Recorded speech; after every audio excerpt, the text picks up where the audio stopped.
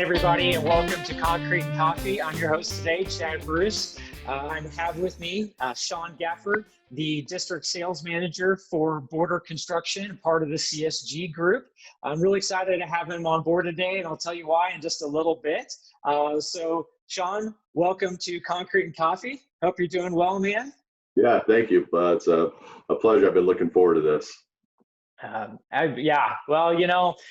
Usually I would think to myself that you couldn't get any hotter than Arizona, but right now in Texas, it's about 1.5 billion degrees. We're supposed to be 106 on Friday, and I'm gonna be honest, I'd rather be living somewhere. I think maybe coming to Arizona would be a good idea to cool off a little bit. So yeah, I don't know. For the last couple of weeks, I'd probably welcome 106, to be honest with you.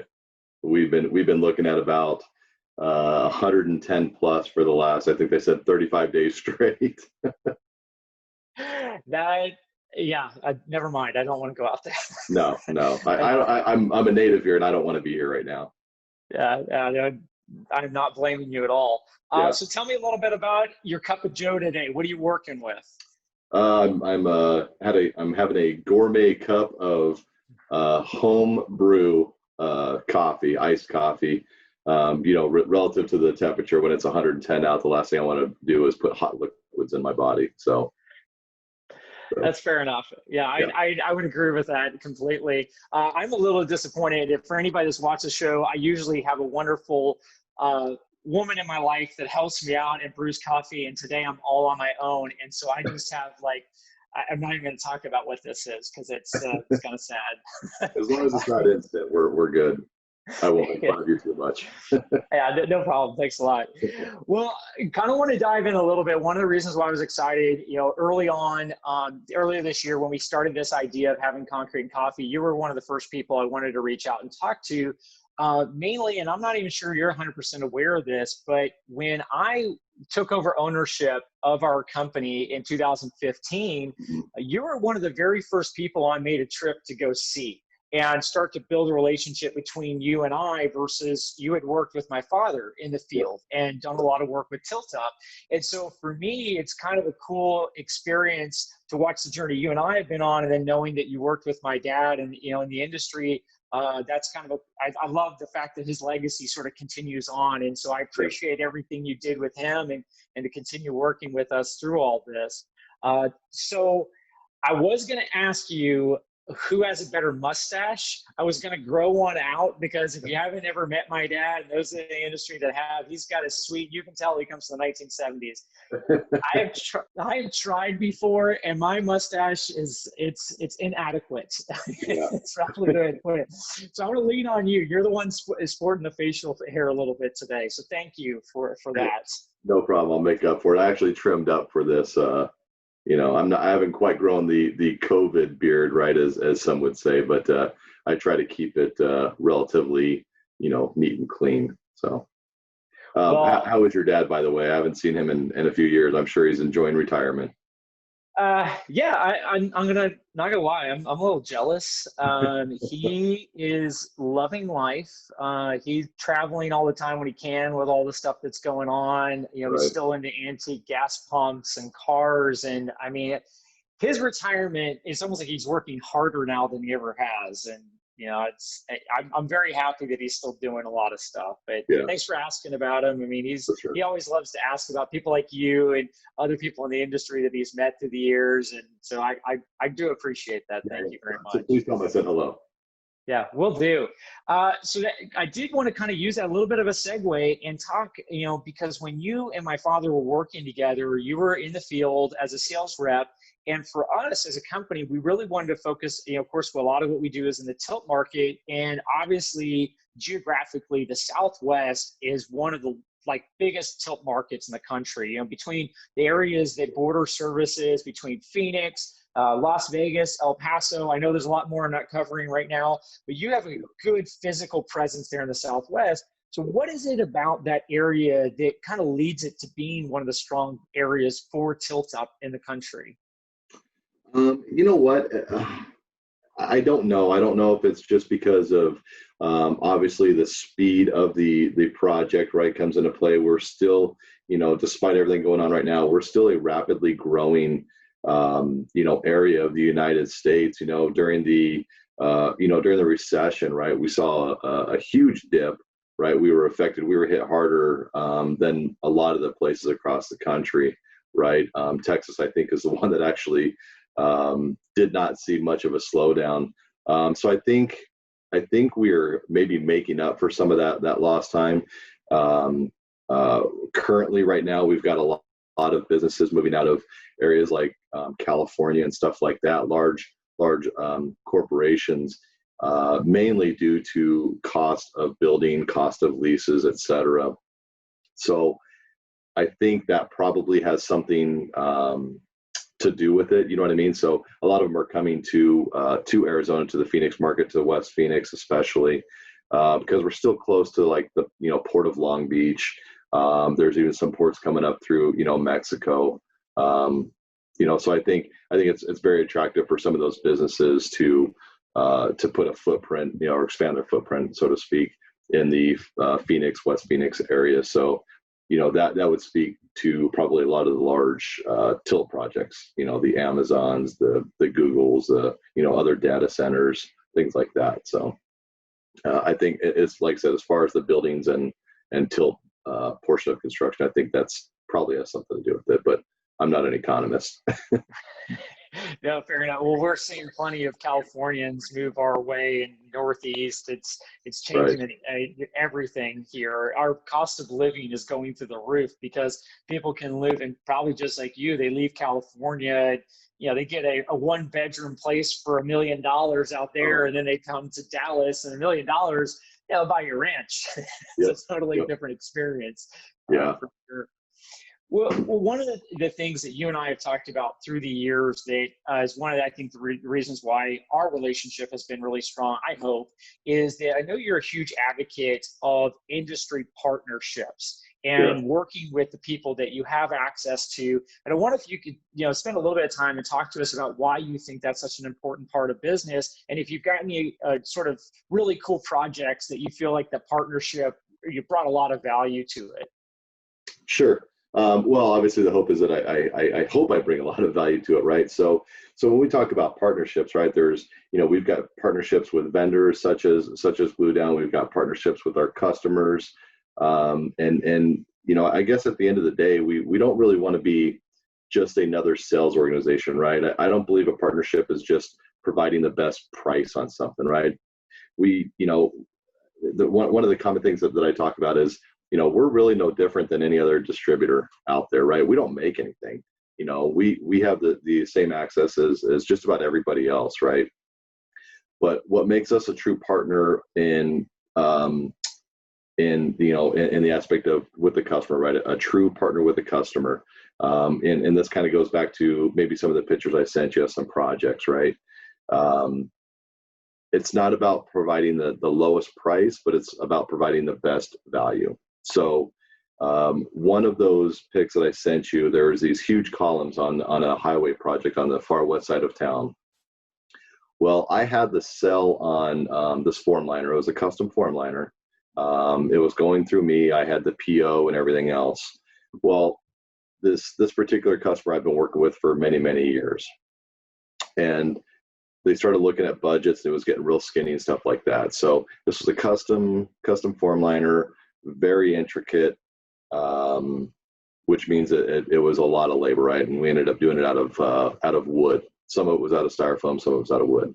Well, I actually went to the vendor and then partnered them with the contractor. I ended up saving the contractor. I basically just stepped out of the cell altogether. And I stepped out of it. I ended up saving the contractor probably $20,000 to $30,000 just on that one line. So for me, it's not necessarily about, getting the sale right then and making a ton of money, right? It's really not. It's about next time that customer has an issue, they're coming to me, right? I'm looking out for their best interest, and would hope that they would do the same. And to this day, I've still maintained a very strong relationship with those guys. That's some of the stuff that they remember. I certainly remember it. It's finding the best solution in the best interest of the customer. Our job really is not to sell everything that we can and make a ton of money. it's about really saving the contractor money and hopefully putting some more money back in their pockets or on the bottom line of the project, make them more profitable. That's what I believe true partnerships are, what they look like as far as, being with a customer. When we talk about partnerships with vendors, as you know, CSG is very big on that, right? We want to be the partner of choice, the supplier of choice, the employer of choice, right? That's actually in our motto. So I believe when we partner with our vendors, I can call you at any time and say, hey, Chad, you know what? I screwed up and I used a competitor's product, right, on this, and they're having issues. What's that? Never do that. That's a bad idea. No. No, but you know what I mean? Like I can call you, or I can call you and say, hey, I'm having an issue. And more than likely, if you're either going to have a solution, and even if you don't have the solution, you know where I can find it, right? To me, that's important, right? It's important for me to be able to lean on you and for you to lean on me.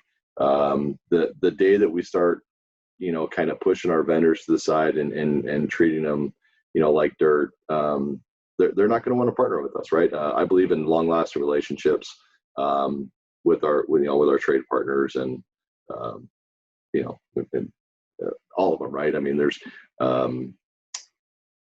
some that have certainly been there for us, for me, when we really had no other way to look, right? So I've been able to reach to those guys and they've had solutions for me, even if it's not one of their products or whatever. So it's important, right? We have a lot of strings to pull when we need to. So that's why it's important to keep those relationships and those partnerships going. That's my opinion. No, and I fully agree. I mean, we definitely, this goes back to my father's philosophy with our business, is we always wanted to be the vendor that somebody could go to when they had a challenge and they knew that we were going to come to the table and do whatever we could.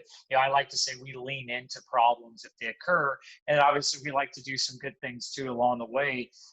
Just out of curiosity, one of the challenges you may face as an organization is there's a lot of different vendors that are out there and sort of all of them wanting your time. And this is a little bit of an opportunity to maybe voice, how do you manage this? I mean, is there ways that vendors could do a better job of working with you or working with your company that helps continue the relationship, but understand that you have a lot of responsibilities, your team has a lot of responsibilities. So maybe some advice for some vendors that are out there. Yeah, I think responsiveness, right, is key. A lot of times, we certainly don't like being, the last minute people, right? We in a perfect world, every contractor would plan accordingly and give us 2 to 3 days advance notice, right? But let's face it, we're in construction. That just doesn't happen, and it's probably not going to change.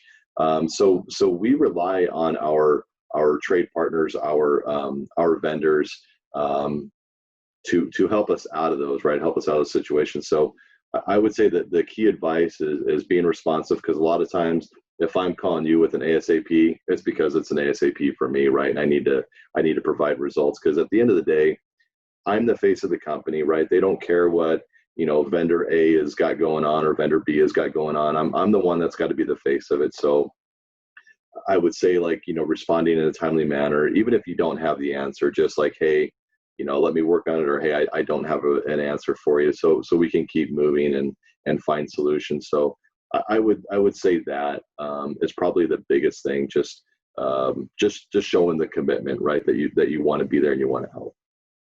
Yeah, no, that's definitely a good one for sure.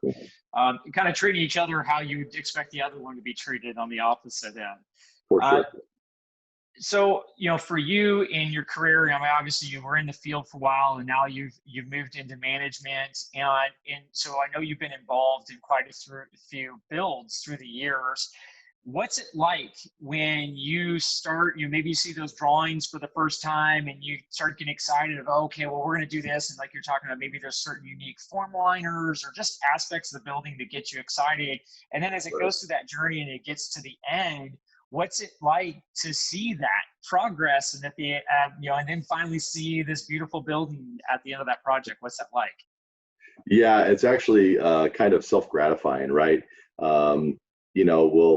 It's not uncommon. My daughter and then my wife and whenever we have people in town, her family, whatever, and we're driving around, and I drive under an underpass. I'm like, yeah, that's my form liner on that, and or drive past the building. I'm like, I built that. I built that bridge. I never had a hammer in my hand. I never sank one nail, right? But I'm going to say I built that because I was, shall we say, intimately involved with the project. There's actually a project not far from my house, an overpass, and every time I drive by it, actually now it's been several years, but it's a big ADOT rattlesnake across it, and I actually came up with the solution to create that rattlesnake, and that's another one that we saved the contractor a lot of money by going this route. And I drive by that, and I'll point to it, and my daughter will say, "I know, Dad." So there's some pride that goes into it, right? So when you look at like a large building, it could be an apartment, it could be a high rise, it could be multifamily, it could be whatever it is, right? A giant warehouse. Even the electrician that is installing switch plates and pulling wire, even those guys drive by and say, "I built that building," because when you think about it, every contractor that the building wouldn't exist with so to speak all hands on deck, right? Everybody had a part in putting that together, including the supplier. I mean, they've got to get material somehow, and so when we talk about conception from drawing, which is when we see it, right? We'll put our feelers out when we see a project coming out to bid, and that's a big part of our process is actually doing the what we call pre-bid. When I look at it and I'm communicating with different estimators, different organizations, hey, I see this on the drawings, whatever. So, in fact, last night I just got word on a large project that I was probably losing sleep over, getting a bid out at bid actually yesterday, and it'll probably award tomorrow actually. And it sounds like we've got most of it, but that's another one where I worked very closely with the estimating teams throughout the different organizations. So when that project starts, which will be probably next month, it's a fast-paced job. It's kind of cool to know that you are part of beginning to end, even as a supplier. It's like I said, self-gratifying. You've got a little piece, and as long as I've been in the field and with border, there's a lot of those around the valley and up north and down south that I've been involved with. So I guess it's kind of you almost put like a little stamp on it, right? Like, I had a piece of that. I walked on those walls. There's a Harkins Theater out in Queen Creek, and when we go out that way, I point. I'm like, hey, I walked on those walls, because they were on the ground, at the time before they lifted them. So, yeah. Hopefully that answers your question. Definitely. Well, it kind of led me into, I was thinking, because growing up in our family business, we dealt with a lot of different manufacturing pieces, and my father was notorious about, hey, that box is made with our glue, or that mattress is made with our glue, or whatever it may be. And you kind of get to that point as a kid and you go, yeah, Dad, I get it. I've heard this story before. Yeah. So and that kind of leads to a little bit of, to outside of work. I see you've got some things hanging on your backdrop there in your room. So what's your release? What do you do when you're not, doing some of the construction stuff? So we enjoy, as a family, we enjoy, kayaking outdoors. Every once in a while, we'll go, hiking, stuff like that. Right now, nobody's hiking. If the heat doesn't get to you, the other critters, maybe rattlesnakes will, right? But shooting, hunting, fishing, golf is a big part of my life. Or, you wouldn't know that if you ever watched me play. You would think it was my second or third time, but you'll see some maybe some softball stuff up here, like some pictures there of teams. So until recently, because my daughter has aged out of that league, she has played softball for the last several years, and I've been a part of that, coaching her team or being an assistant coach rather, because I'm not a sports guy, and I learned as they learned, which was pretty cool. But that is something I was really kind of passionate about, is teaching these young athletes, right, the right ways, the wrong ways. Although I had just learned, right, but just being able to provide positive influence on these kids was really cool. So something that I will cherish forever, because now I don't have that opportunity to be the coach anymore now. She's moved up in school and she'll be on the school league and stuff like that. So yeah, that's about it. Oh, that's awesome, man. Yeah. Yeah, that's really cool. Yeah, of course, I was fortunate enough. My dad was really involved, on when I was a soccer team and t-ball and that sort of thing. Right. So I do cherish those moments. For sure. My dad, when I played football later on, my dad was always coming to the games, and so that was cool. So it's great that you were able to do that with your daughter. Yeah. And so hopefully later in life, she gives you some thank yous about that, Hope for so. sve Hope so. I understand you and I share some passions too. Some barbecue. I understand you not only enjoy it, but I've heard from Cliff that you can put it away too. Yeah. Well, I didn't get like this. So I'm trying to, this is wedding. I'm trying to go through the wedding, losing of weight. So right now, but yeah, I mean, well, you and I were, spending some tales not too long ago talking about some. I'm a big barbecue guy. Well, of course, I was born in Kansas City, so lived there, went to school in Kansas City, living in Texas. I mean, it's like, the meccas of barbecue. And, I feel inadequate if I don't know what I'm doing out there. And, but, you and I have a little bit of conflict because I'm a green egg guy and you're a Traeger guy. Now, some people may consider that cheating, right? Yeah. And I am actually one of those people. I don't disagree with that at all, right? With the Traeger, the pellet grills, it is cheaty. I mean, I've had charcoal smokers, I've had electric smokers, and then I've got this Traeger, and I got to say, by far, the charcoal smoke is, in my opinion, the best flavor, and it's a process, it's a long process, and it's a committed process, right? The Traeger, literally just go flip a switch and then it starts. I mean, there's no doubt it's cheating. For me, it's just convenience. Yeah. Well, at one point in time, people had horses and buggies, and then we moved to cars, right? So I'm sure there were people that thought back in the day that was cheating on commuting. So, the technology exists for a reason. And I personally, hey, as long as people, when I get to the end of the day and I pull that meat off the smoker and people are chowing down on it and they're loving it, they're at that moment in time, they don't care if I was cheating or not, as long as it tastes good. Yeah. So, yeah. You could probably go to them and say, hey, do you know how I prepared this? I said, no, it doesn't matter. Exactly. Well, and half of it's the process, right? First thing you do is you go out there and you crack open a beer. That's how you start your day. And at least that's how I started. Other people can choose coffee, whatever it is. Yeah, so I'll go with the beer. Yeah, definitely. Well, usually during normal times, we have a little Sunday football going on. Right. I don't know about your Cardinals out there, but at least my Chiefs, are doing well. Had been doing well. Sometime. Yeah. So do you have a favorite thing to smoke or grill? What's your go-to? Oh boy. I would say on smoking, it would probably be ribs or shoulder. I'll do a brisket once in a while. Kind of tough with the small family. It's just the three of us. So but I will tell you, on the Traeger, the brisket is you've got to watch it, right? You've got to be very careful. You've got to wrap it. On a traditional smoker, you would smoke it, for 10, 12, 13 hours. I do low and slow pretty much on everything except for maybe a tri-tip or something. My wife's favorite cut of meat is a tri-tip. She'll take that. I'll take the ribs. I just love the fall off the bone,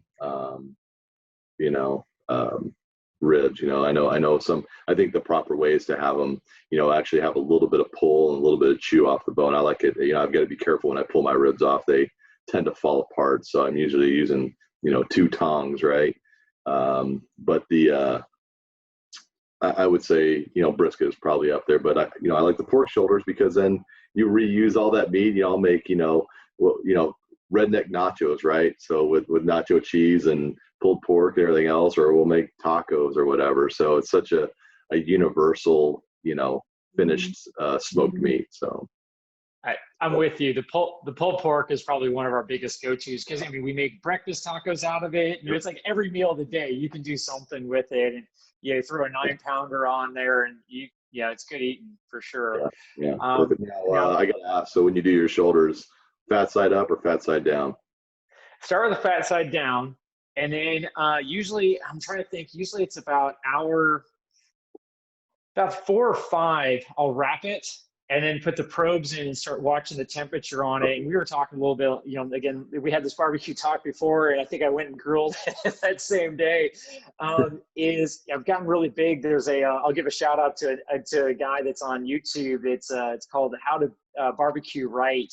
Guy I think he's out of Mississippi, and everything he does, he has not steered me wrong. And so he told me about the wrapping, and then you throw the probes in there and just watch the probes. And I'm not gonna be able to quote the temperatures. And at that point, take it off, throw it in a cooler for I think 2 hours, and let it sit in the cooler wrapped up.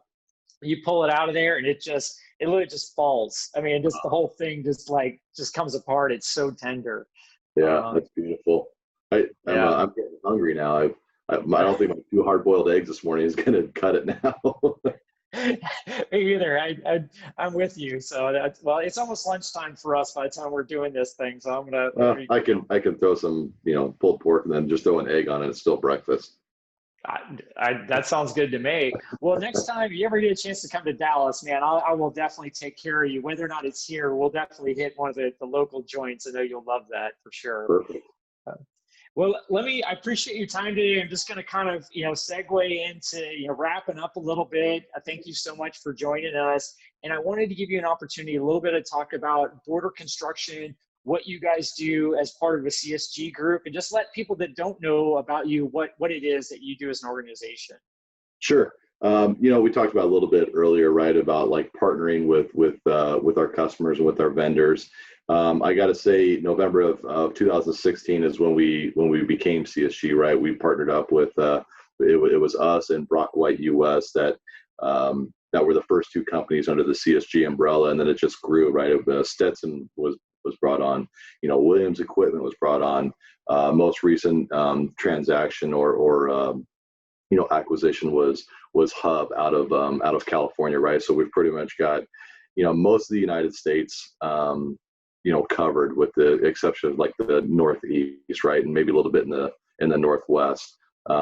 So it's been really cool, right? It's been really cool to watch the company expand. I started 10 years ago with Border, and it's funny, I didn't know what a snap tie was when I started, right? And now I think I'm pretty well versed in the construction industry, but as far as products go. But so what that's done for us is that it's actually created more partners. We have access to product lines that we didn't have before. We have access to resources we didn't have before. Believe it or not, in Arizona, we don't sell a lot of heated concrete blankets. I know that's hard to believe, but I have had that opportunity come up, so I can call my buddy up at and Brock White, call up Derek Nystrom up there and say, hey Derek, I don't have these. Can you point me in the right direction, right? So we've been able to add all these resources, which has been really, really cool. And I've, through several meetings across the company and across the country, right, with different managers, different leaders of our organization, I've developed a lot of really good relationships with those people. So all it does is kind of, widen our breadth of people to lean on. We've had several customers that have worked. I have a customer here that's based out of Des Moines, Iowa, right? So a couple of years ago, I flew up to Des Moines, Iowa. They're getting ready to start a large project that we didn't really do much with them. And I met with the leaders at Stetson and said, hey, these guys are already in your backyard, but they don't do this type of work in your backyard. Now they've got a large project. So I flew up there with the general concrete superintendent and partnered that up, and it's a 22 or 23 story building that we will now be a good partner on. So having our customers go into areas like Salt Lake, Denver, Colorado, those different areas, now we've actually got a footprint where before we weren't able to support them, and now we've got different partners to help us support that line. So really, at the end of the day, it's not so much what CSG has done for Border, it's basically what CSG has done for our customers, and the level of service we're able to provide to them now. So that's really cool stuff.